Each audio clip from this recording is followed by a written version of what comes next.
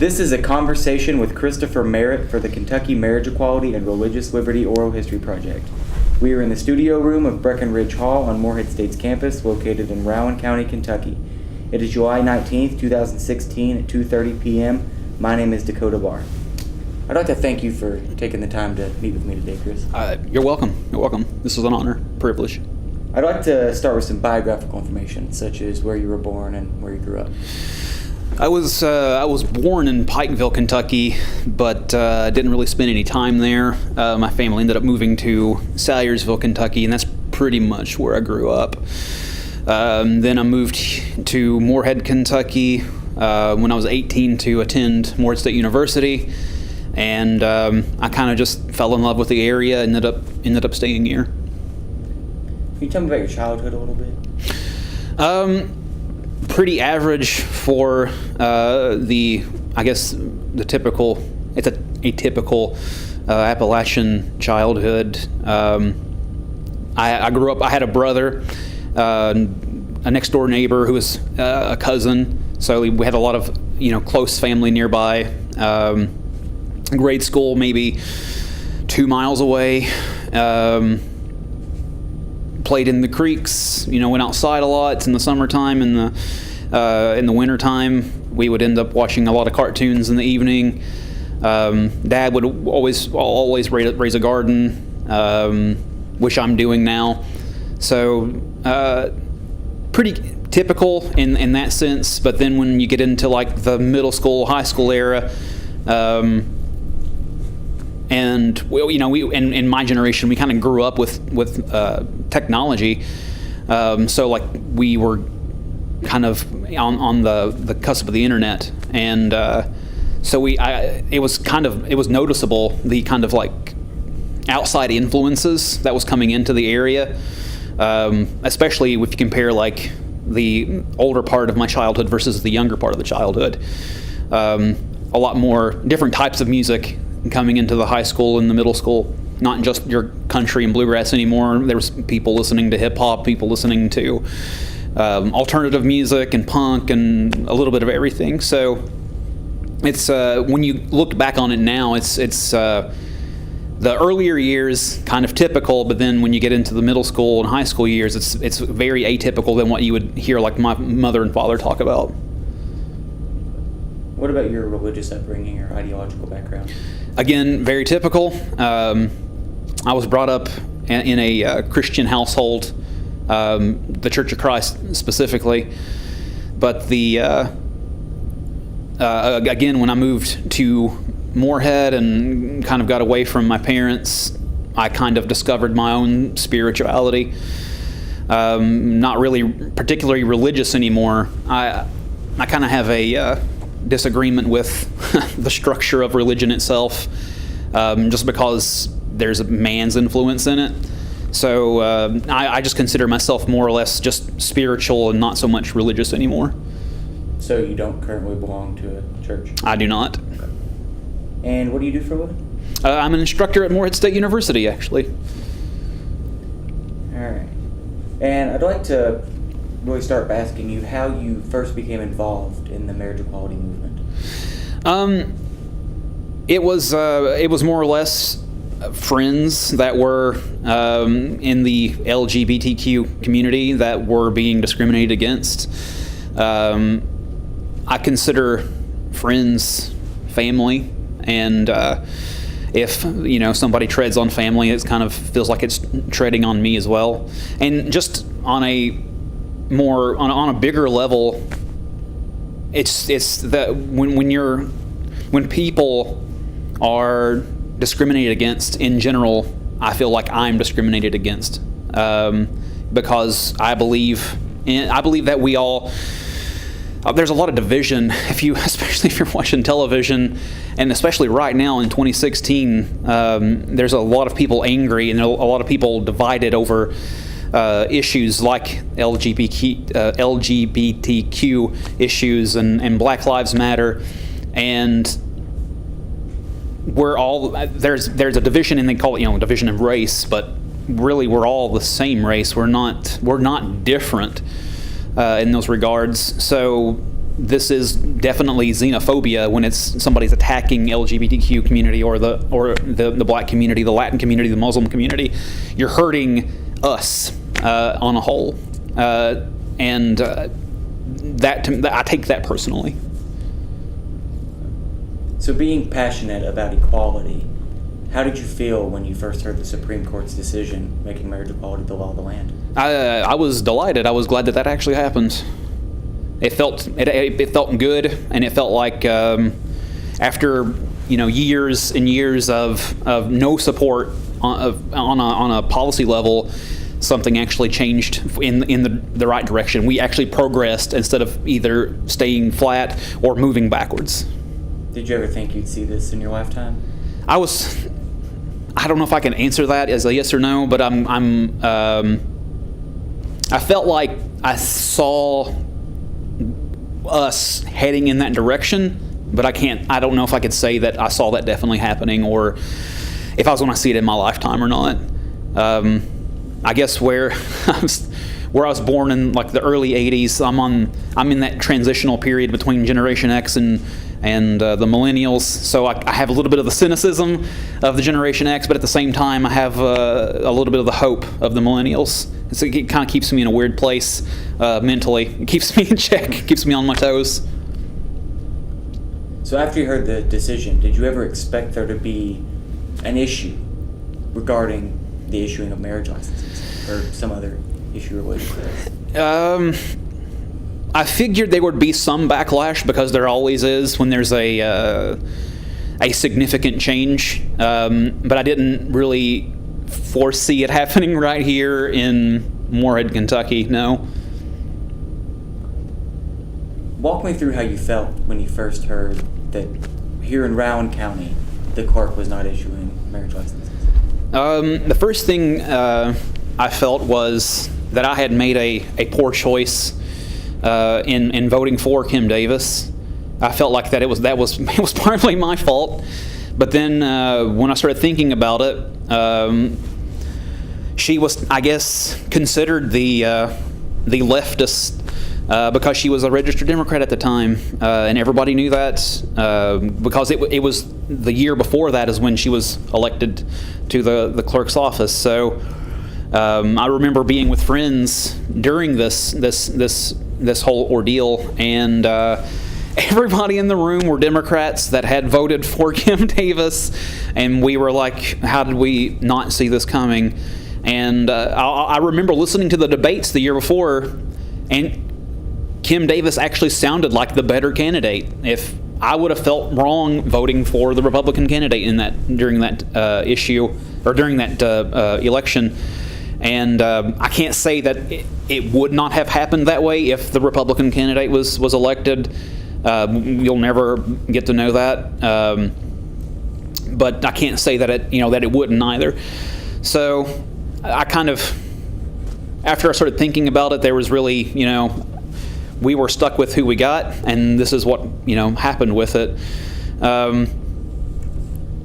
After that, I kind of felt during the whole ordeal, I started feeling not so much embarrassed, but I guess I felt like that Rowan County, the perception of the outside world on Rowan County was really, they started painting, it seemed like in the media that the Rowan County started being painted with a broad brush stroke, that everybody in this area is like Kim Davis, and I felt that was unfair. And I remember doing a lot of keyboard defending on the internet, and like, she was the leftist candidate, I did vote for her, she was the Democrat, and people just didn't understand. And I guess a lot of people still don't understand that in a good chunk of people in this area, it doesn't matter if you're a Republican or a Democrat. Religion is still is part of the culture here. Conservative politics is part of the culture here. It doesn't matter if you're a Republican or a Democrat. But there is, true progressives here that are trying to fight for the rights, civil rights, and equality. So did you feel betrayed that the candidate you voted for starkly contrasted your views? I did. I don't know if I would call it betrayal. we had two candidates and we had to choose one. So I can't necessarily call it a betrayal, but I believe that when you are running for an elected position that has a specific role in the local government, and the taxpayers that are voting for you elected you to do this job, and you're not doing it, especially if you're getting paid what is a really, really good wage for this area, that you should be doing your job. So I didn't really feel betrayed as much as I felt like that she was betraying her role and position, not so much on the issue itself, but she wasn't doing what we had elected her to do. I'm totally fine with people harboring their own beliefs and their own personal views, but it should not obstruct your job, especially in an official elected capacity. We live by a standard of separation in church and state. You should be able to separate those two parts of your life. You can live your life outside of the elected office however you want to, as long as you're not infringing anybody else's rights. But that's exactly what she was doing. So what was your involvement specifically in the movement last summer? Last summer, I, as far as being with the movement to, I guess, of protest,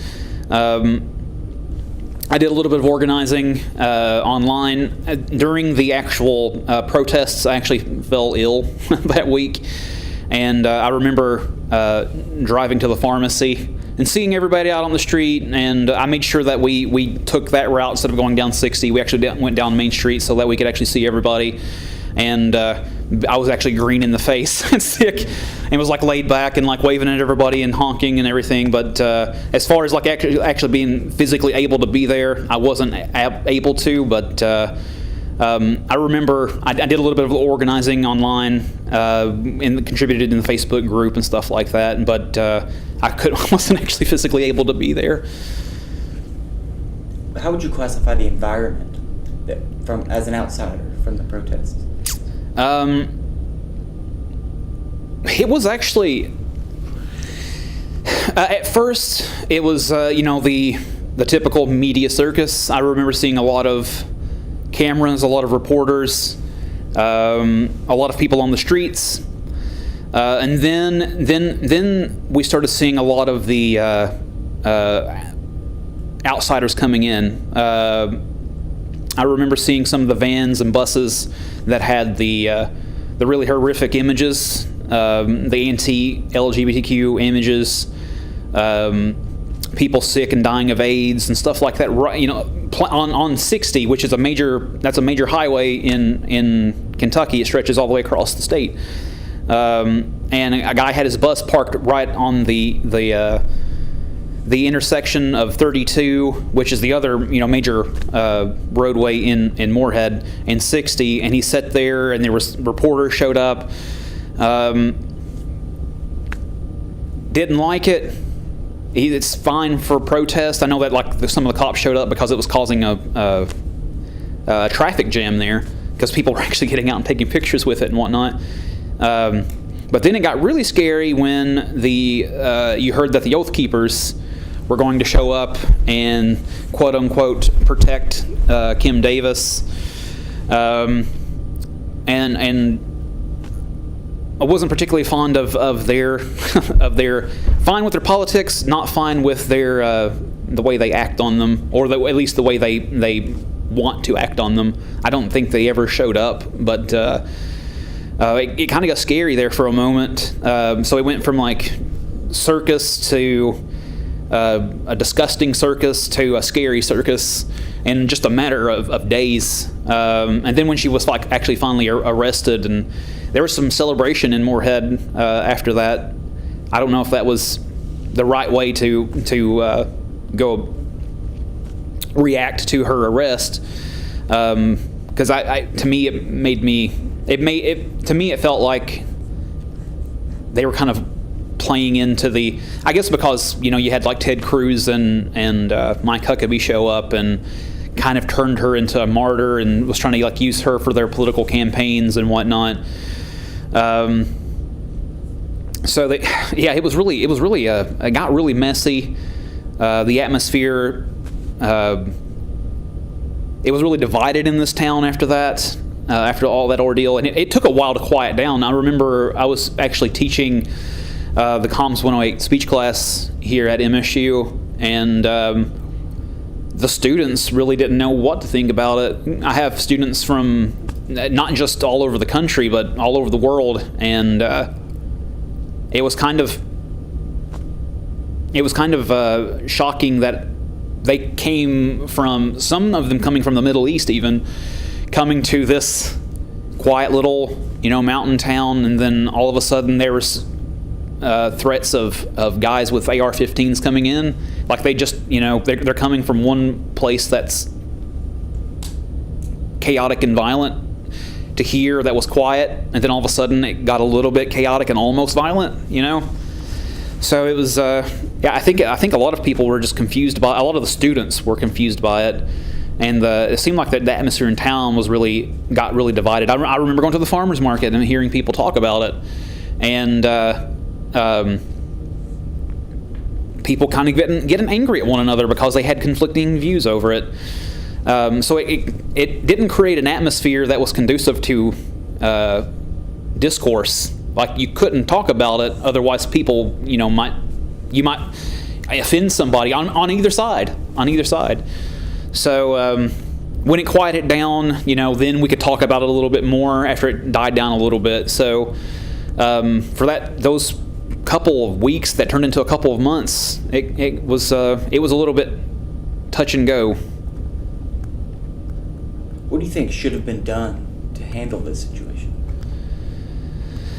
Oh, that's a tough question. I think that. Honestly, I remember not wanting Kim Davis to go to prison, or go to jail rather, because it would evoke that martyrdom that it seemed like she was after, or at least Mike Huckabee was after, because he definitely tried to capitalize on that. It didn't work out for him, but he did try to capitalize on it.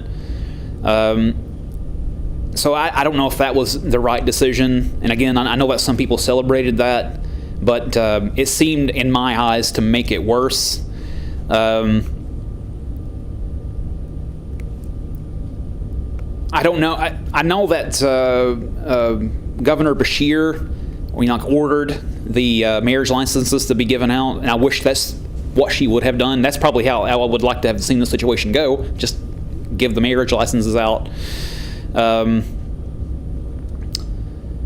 yeah, that's a tough question. I don't know how. I think that it pretty much played out like it was going to, no matter what. There was no really good way to handle this situation. If she went to jail, the judge got threatened, and then she was released from jail, and there was really no good way to handle the situation. And I know the judge was actually pretty fair when he was assessing the case. He was pretty fair in his assessment and pretty fair in his judgment.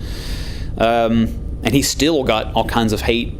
So it's I think the situation was handled as best as it could be.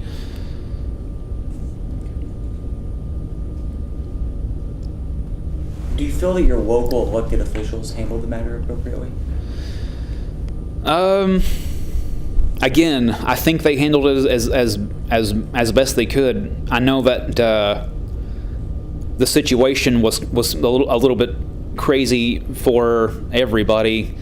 The Supreme Court, they overturned that law, and so gay marriage is free everywhere. So everything was good. And then it came down to the marriage license. Just it was kind of like another roadblock for this community to another hurdle for them to have to jump to be equal with with everybody else, at least on as far as marriage is concerned. I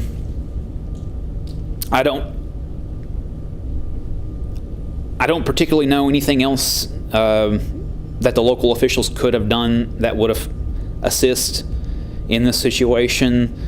I believe at one time, and correct me if I'm wrong, she took the marriage licenses into her office and locked them in there,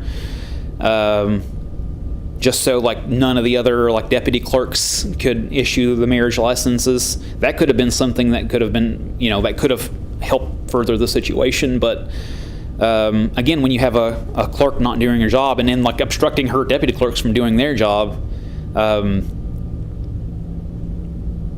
what else? I mean, what else can you do? I know that after she went to jail, marriage license, they were still not being issued and whatnot. So I don't know anything more that they could have done, at least to my knowledge. Do you think the presence of a fairness ordinance here in town should have had a bearing on this matter? You would think so. You would think so. Yeah, you would think that this. Well, I guess again that is really coming down to your elected officials. The fairness ordinance. Actually, it should have. I guess it should have weighed in on. But when you have somebody like Kim Davis, that is, so they're locked into their own convictions. You have one person. Like a group of people decided that the fairness ordinance is something that we needed, so it was more democratic. She was taking an autocratic approach. She believed that the clerk's office is her domain, and she gets to rule it in any way she wants to. Fairness ordinance be damned. It's not. That's her office, and that's what she gets to. She's the queen of that office, so she gets to run it however she wants to. She found out otherwise, but.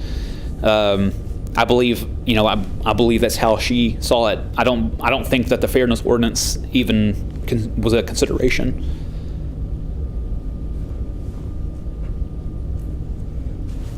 Do you think that the media was appropriate in their coverage of this issue?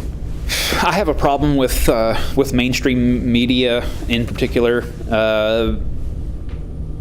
I teach communications courses at Morehead State. So I've studied media and mainstream media quite a bit, and it doesn't seem like they chase stories, and they chase sensational stories because they're ratings driven, not issue oriented.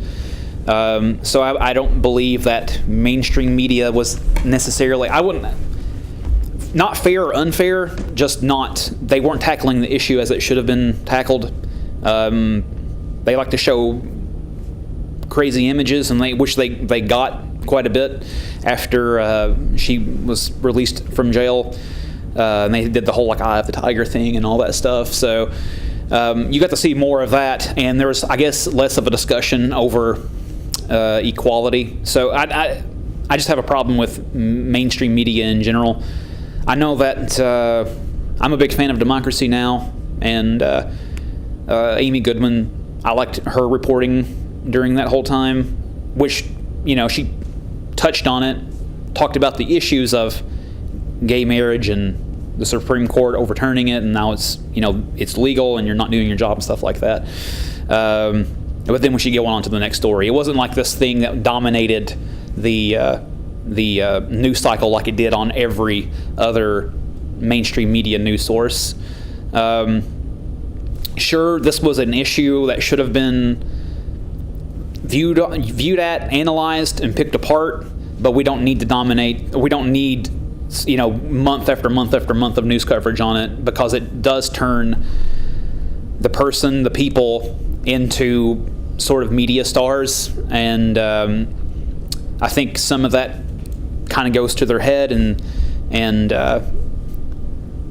they become more than just a round county clerk. They become a martyr for their cause, and other people start seeing them that way as well.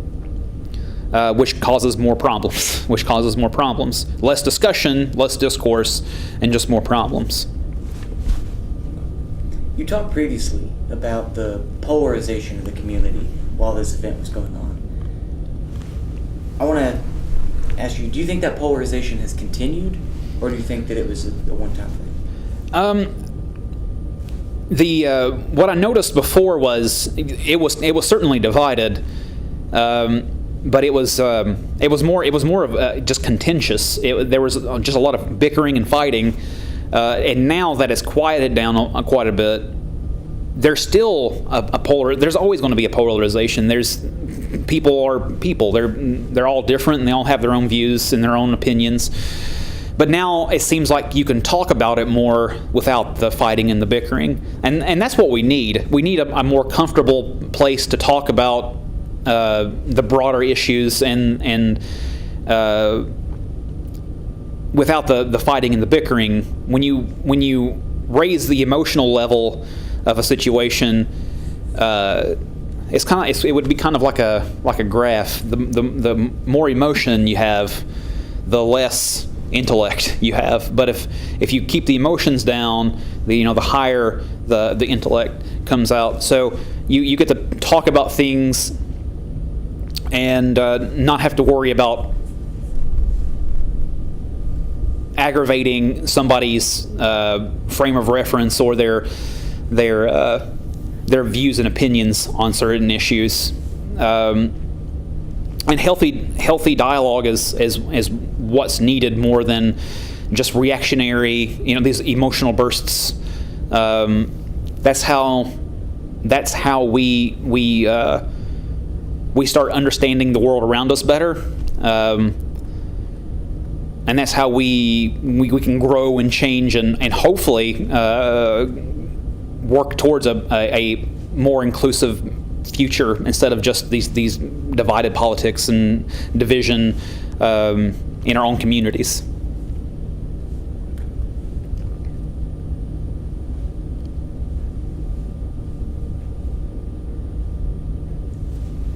So I want to talk about equality. You mentioned the media ignoring the at-large issue, which was equality. Yeah. So do you believe the debate over not only marriage equality and religious liberty, but do you think the debate over LGBTQ plus equality is over? No, not at all. Just this morning on Democracy Now, one of their field reporters it's right now we're dead in the middle of the Republican National Convention in 2016, and one of their field reporters was discussing, I forget it was a delegate, it was a Trump delegate. They were discussing the issues of. They brought up the issue of the guy that would not sell the cake to the gay couple for their wedding, and she basically said, well, it should be every business owner's right to discriminate however they want to. It's their business, and they can sell or not sell to anybody they please. It's their right to as an American citizen. And to a certain degree, when you think about your own personal freedoms, you should be able to discriminate against whoever you want to. On the other hand, and basically that's basically the libertarian view, right? Like, if you were to discriminate against somebody, well, they can fight back by boycotting your business, and they can get other people to boycott your business, and then hopefully that you can run them out of business. Well, what about when they're the only gay couple in that community and they have no support? Who is going to support boycotting this business? You're basically going to phase that group of people out. So you have to have some kind of law and regulation that's going to protect minorities. That's why they are minorities, because they're being discriminated against by the majority. So they need help in fighting back. They need voices helping them fight back. So No, the equality is still a big issue, and it's not just in the LGBTQ community. Again, this is 2016. We had the Black Lives Matters. We have Trump and his wall, and the Latin community. We have banning of Muslims and whatnot. And then even in Eastern Kentucky and West Virginia, North Carolina, the Appalachian region is another area that's just been neglected by the by federally, on state level. People are just not paying any attention to this area, and we have the poorest, most unhealthy, most miserable people in the entire U.S. exist right here, and nobody's paying attention to it. And I consider these people a kind of pocket minority that people don't pay attention to. So yeah, no, equality is still a big issue, and we always have these other issues that overshadow that part of equality. They focused on Kim Davis and what she did, and not the issue of equality itself. How do you plan to continue to fight against inequality? Well, I'm an active member with Kentuckians for the Commonwealth, and equality is an issue that is on their platform. LGBTQ. They actually just in this past year started a racial justice committee. That's a statewide committee, and we're growing all the time. And I plan on waging a lot of battles through Kentuckians of the Commonwealth. I just got elected to the steering committee, so I hopefully will be able to point attention to issues like that in this area, and hopefully a lot of we can get a lot of. I know through interacting with my students on a daily basis and on a yearly basis. This year coming up is my 4th full-time year. So I've got to meet quite a few young people in the last 4 or 5 years, and what I'm happy to report and see is that people that are 18, 17 years old, they recognize that on a majority. Like if you look at my mother and father's generation, the majority didn't think about racial equality, LGBTQ equality. They actually feel discriminated against being white, and they feel like LGBTQ community is discriminating against their religious freedoms. But when I look at the 17-year-olds and the 18-year-olds, it's the opposite. The majority of those folks recognize the injustices, both racially and LGBTQ community. They see those injustices and they are wanting to fight back. This year has been really eye-opening and hopeful. It's given me a lot of hope, and it's through the people that are 35 years and younger, which I'm still part of right now. So I'm trying to be like a leader there. I want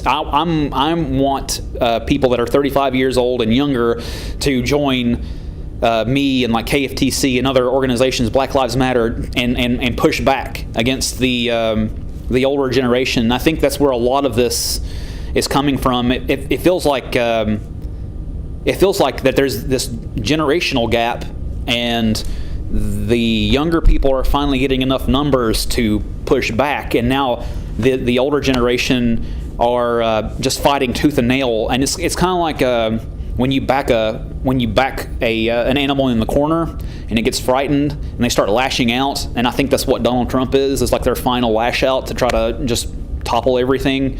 But I don't think it's going to happen. I feel really hopeful that there's enough younger people mobilized to push back and fight back. Okay.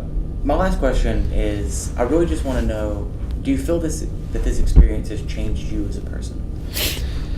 I wouldn't point at this one issue or this one situation and say that it's changed me overall. I think it's just compounded with a lot of the other things that's happened here and nationwide. That's not necessarily changed me, but it's motivated me to get more involved. And I believe that that's something that should have happened a long time ago. So I guess it did change me a little bit. It opened my eyes a little bit more, because up to this point in my life, I've just did a lot of sitting back and complaining and voting, but not doing anything past that. And I've now recognized that we need more than just voting. There's a lot of opportunities to get involved in organizations like KFTC, Kentuckians for the Commonwealth, but even like your local Republican committees, your Democratic committees, your Green Party. There's opportunities for you to get involved and make change for the better. All you have to do is a lot of times be willing to show up. And that will get your foot in the door. And then once you start participating, there's like this rolling synergy. When I went to my first steering committee meeting with the Kentuckians for the Commonwealth, instead of being in a sea of people that I'm different than politically, I was in a large group of people that all felt the same way I did. And it was for progressive change. And I believe that's where it's at. It's actually getting involved with your communities and taking an active role in them. And that's the biggest thing for me that's happened from the Kim Davis situation and all these other things happening all at the same time. It's caused me to be motivated to work for change and not just complain about it. Any other comments or concerns you'd like to express? Not so much. I'm glad that you're doing this. I know that that our current governor, I think it might have been his lieutenant governor, talking about how liberal arts and history and stuff is not really that needed, but I disagree. I think that we can learn a lot from history if you were to go back and actually study it and read it, and honestly take a look at it, because you can look at points in time like this and say, like, this is where it changed, and we can do that again. So a lot of people like to look back 30 to 50 years ago and see things like Martin Luther King and what he did with the civil rights movement and go like, well, yeah, he did it like this, we can do that too. So thanks for doing this. Absolutely. And thank you again, Chris, for your time. We really appreciate it. Thank you.